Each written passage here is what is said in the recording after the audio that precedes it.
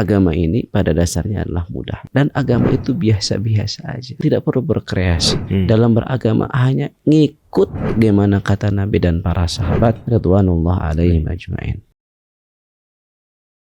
Para pemirsa yang semoga dimuliakan oleh Allah Rabbul Alamin, ada faedah yang ingin saya sampaikan, yaitu sebuah hadis yang sahih diriwayatkan oleh Al-Imam Muslim yang bersumber dari sahabat yang mulia, yaitu Abdullah ibnu Mas'ud radhiyallahu ta'ala anhu. Nabi SAW bersabda, la yadkhulul jannah man kana fi qalbihi mithqalu dzarratin min kibrin. Tidak akan masuk surga orang yang di dalam hatinya ada kesombongan walaupun sebesar biji sawi. Maksudnya walaupun sangat kecil itu kesombongan di dalam hatinya. Qala rajulun, lalu seseorang bertanya kepada Rasulullah SAW, inna rajula yuhibbu an yakuna thawbuhu hasanan wa na'luhu hasanan. Ya Rasulullah, seseorang itu suka kalau bajunya itu bagus, sandalnya itu bagus. Artinya, apakah sikap seperti ini termasuk kesombongan yang tadi disampaikan oleh Rasulullah SAW?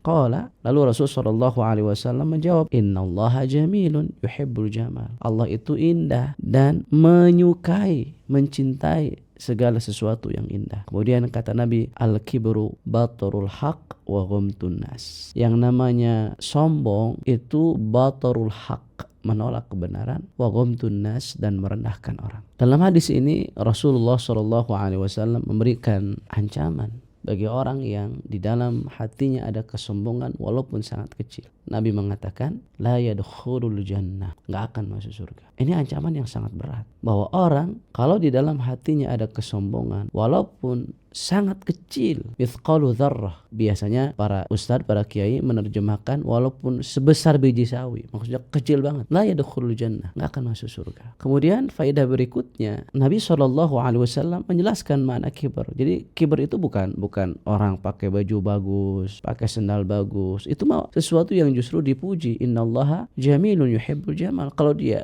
sanggup, ada kemampuan untuk memakai pakaian yang bagus, pakai saja, enggak masalah. Tapi yang dimaksud dengan al-kibar yang kata Nabi la yadkhulul jannah, enggak akan masuk surga, adalah batarul haq, menolak kebenaran, wa ghamtun nas, dan merendahkan orang. Dinasihati bukan malah menerima nasihat, tapi malah merendahkan orang. Nah, itu mah dua, itu kesombongannya dari dua sisi. Dari sisi menolak kebenaran yang disampaikan, yang kedua dari sisi merendahkan orang. Na'udzubillah, tsumma na'udzubillah min dzalik. Kalau kita lihat para ulama, hatta ketika mereka berdiskusi, itu justru senang dikritik. Mereka meyakini bahwa mereka bukan orang yang maksum. Sekelas Imam Asy-Syafi'i rahimahullah, yang bukan hanya hafal Al-Quran, tapi hafal kitab Al-Muwatta. Ya, bahkan diceritakan kalau baca buku itu kadang menutupi halaman sebelumnya. Kenapa? Karena takut malah belok ke sini gitu kan, karena kekuatan hafalan beliau. Al-Imam Asy-Syafi'i rahimahullah kalau berdiskusi belum mengatakan, ingin sekali justru kebenaran itu ada di lisan kamu yang disampaikan kepadaku. Bahkan beliau mengatakan, qauli haq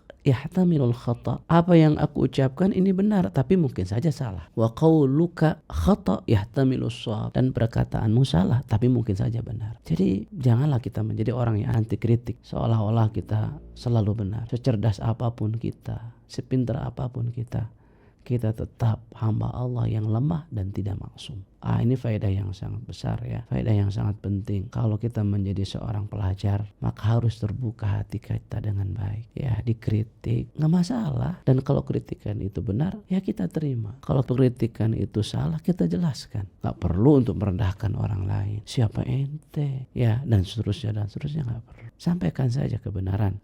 Kebenaran itu diterima dengan baik, dan kalau salah kita nasihati orang yang berlaku salah. Ini sangat penting sekali ya. Sebagai seorang pelajar, kita harus betul-betul tawadhu. Man tawadhu'a rafa'ahullah, wa man takabbara wada'ahullah. Orang yang tawadhu lawan takabbur, maka Allah akan angkat derajat, dan barang siapa yang takabbur, Allah akan rendahkan. Agama itu mudah, cukupkanlah dengan apa yang diajarkan oleh Rasul dan dipraktikkan oleh para sahabat. Belajar Islam, berilmu sebelum berucap dan beramal.